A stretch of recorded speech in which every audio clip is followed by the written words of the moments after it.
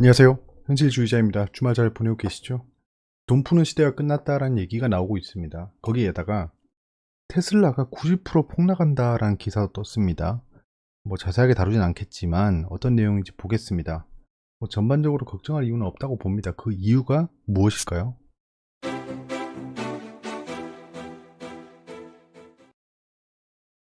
자, 오늘 뭐 볼 거 보고 테이퍼링에 대해서 한번 얘기를 해보겠습니다. 지금 뭐 테이퍼링이 끝난다는 얘기가 나오고 있죠. 사실 뭐 끝나가는 국면이긴 합니다. 그러면 증시가 어떻게 되느냐가 중요한 거겠죠. 테슬라 폭망 기원하는 증권사가 나왔고요. 리니지 W에 대해서 한번 얘기해 보겠습니다. 악재 호재는 변함이 없으니까 지켜보시고요.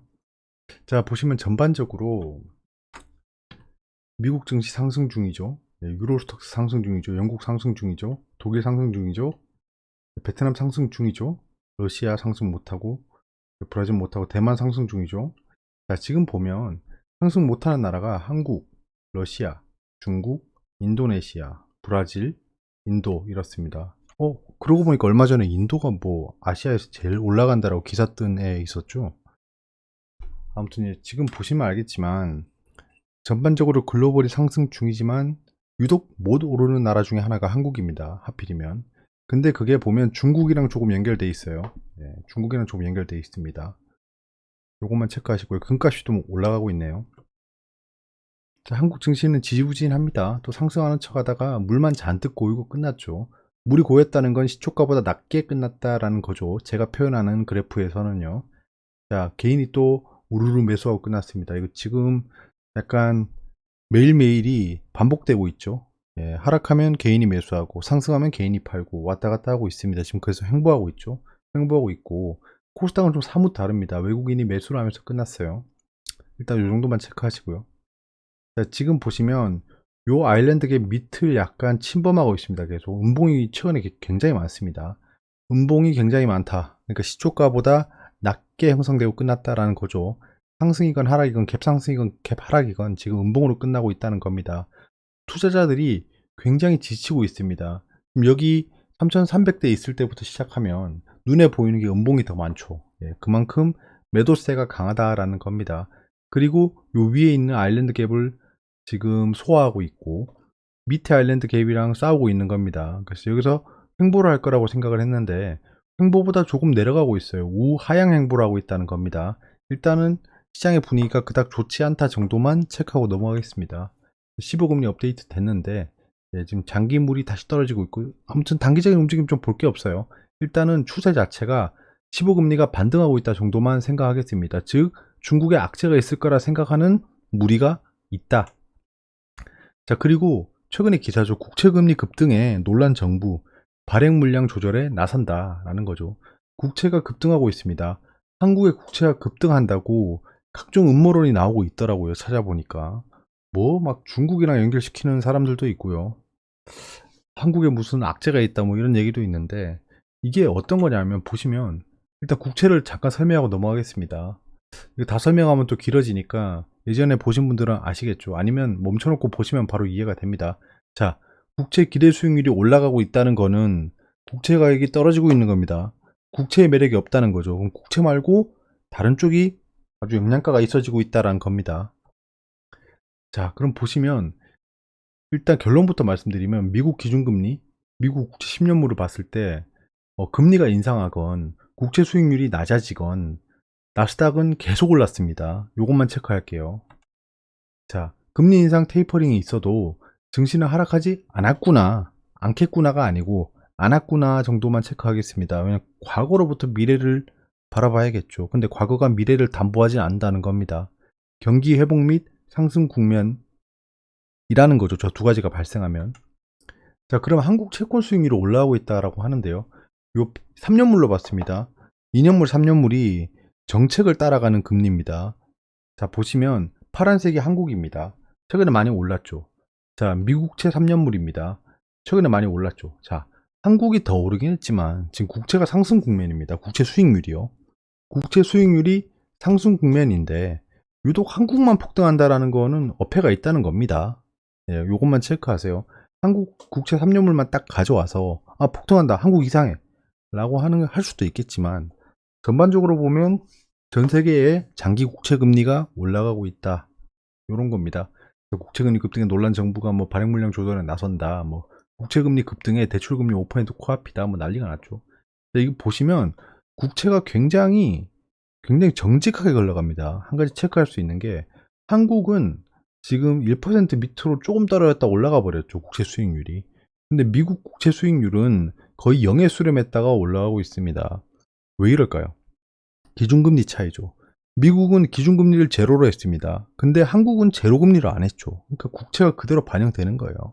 그런 상황이고, 예전에 버냉키 의장이 테이퍼링 시사했던 시점이 있습니다. 지금이랑 똑같아요. 그때 국채금리가 발작을 일으킨 다음에 다시 떨어지죠. 그리고 금리 상승기가 2015년 말부터입니다. 계속 금리가 상승을 했었죠. 그때 국채금리도 상승했습니다. 이런 걸 체크해 볼 수 있고요. 금리가 상승하면 국채금리가 올라간다. 왜겠어요?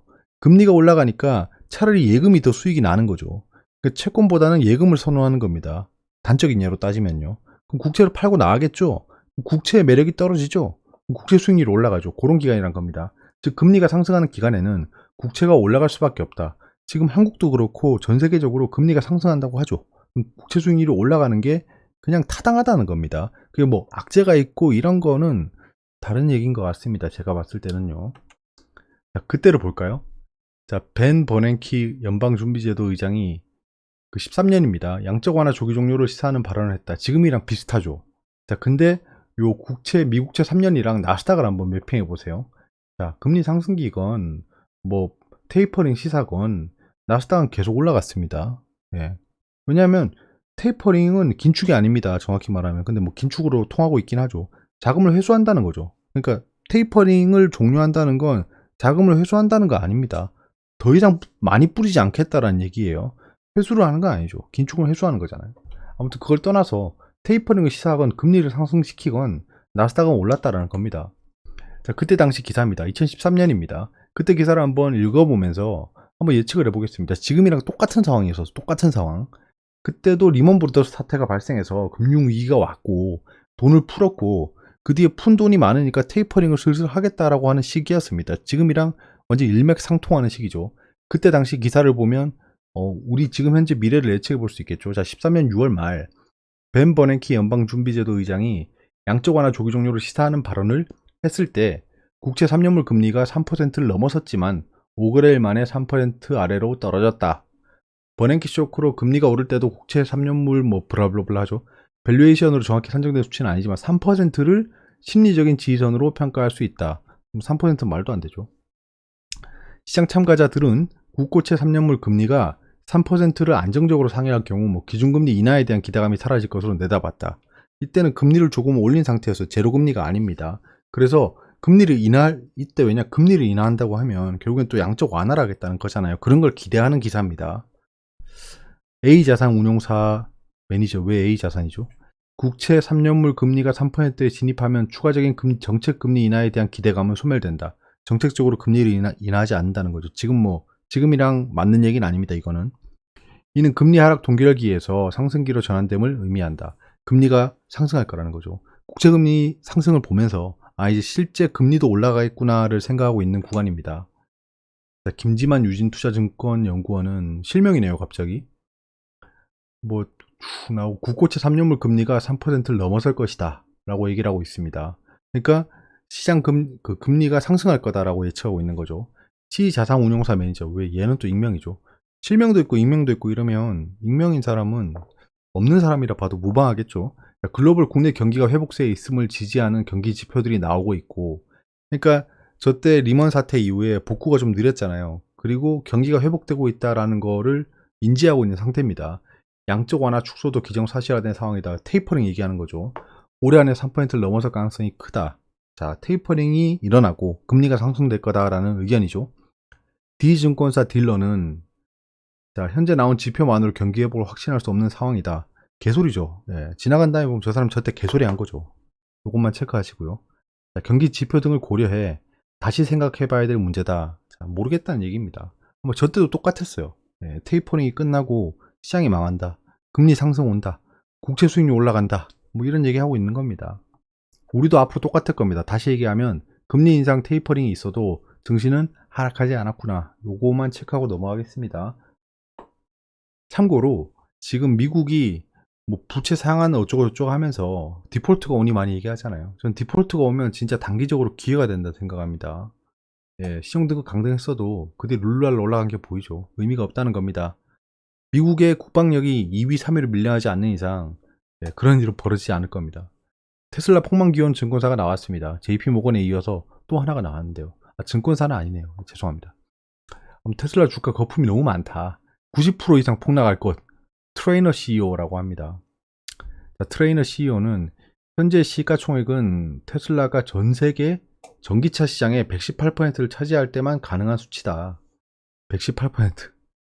또 2030년까지 애플보다 수익성이 더 나아질 수 있다는 의미라는 건데요. 자, 이 말하는 사람이 누구냐라고 하면 독립투자 리서치 회사인 뉴 컨스트럭트입니다. 데이비드 트레이너 최고 경영자라고 합니다. 여기 보시면 이분이 그 한국 기사에는 내용이 별로 없습니다. 그래서 외국의 원본을 좀 봤는데요. 그 중에 몇 가지를 발췌했습니다. 자, his arguments are unlikely to sway the many bulls. 그게 영어야? 죄송합니다. 예. 여기 보시면 그 many bulls라고 하죠. 지금 상승론자 사고 있는 사람들 얘기하겠죠. 그 사람들이 스탁을 팔로우하고 있다고 하죠. 지금 현재 상승 추세를 추종하고 있는 상승론자들이 동요하지 않을 거다 이 말에. 그 이유가 뭐냐? 14명이나 있답니다. 신에게는 14명의 증권 분석가가 있습니다. 약간 이런 얘기인데요. 원떨드라고 하죠. 3분의 1입니다. 44명의 3분의 1이 14명인데요.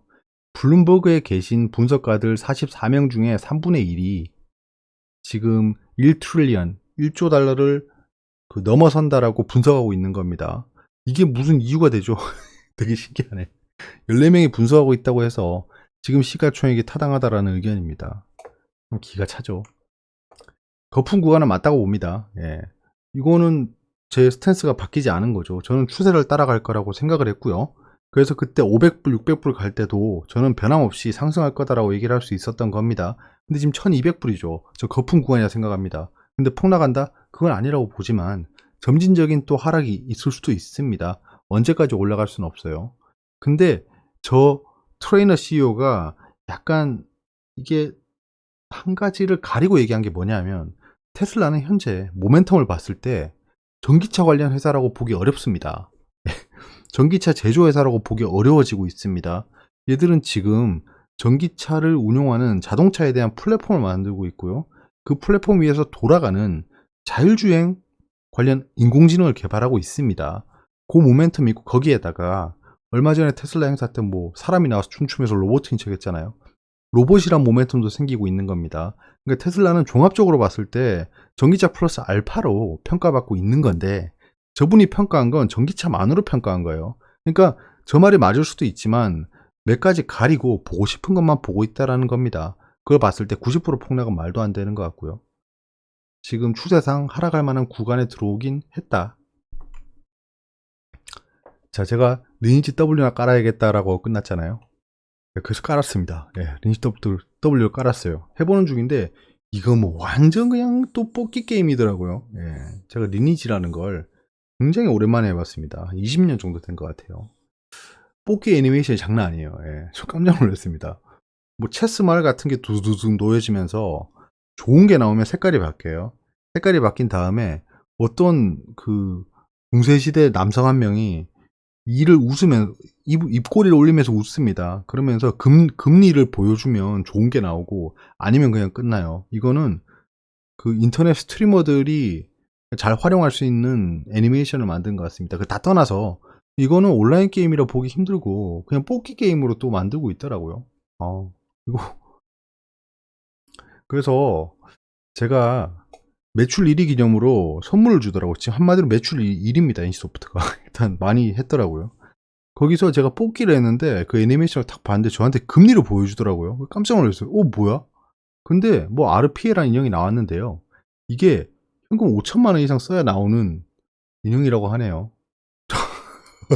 예. 저는 공짜로 뽑았는데 이런 참 진짜 왜 운을 여기서 운을 여기 쓰다니.